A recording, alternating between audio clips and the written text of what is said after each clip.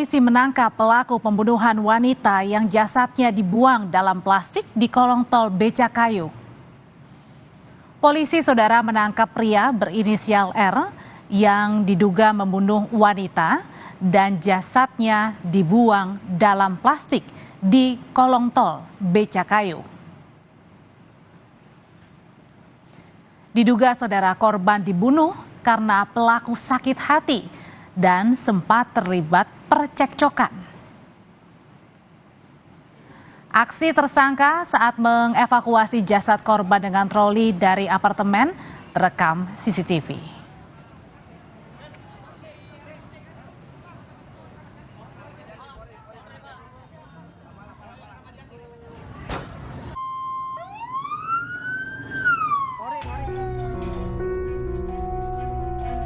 Tersangka terlihat mendorong troli yang diduga berisi jenazah perempuan masuk ke sebuah lift di salah satu apartemen di Jakarta Timur.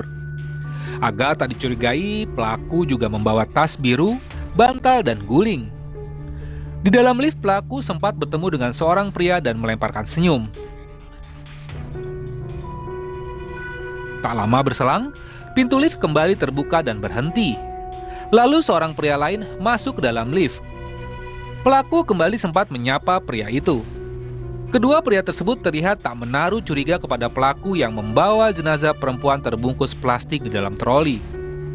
Kemudian jenazah korban yang dibungkus plastik hitam oleh pelaku dibuang di kolong jembatan tol Becakayu di Kalimalang pada Senin lalu.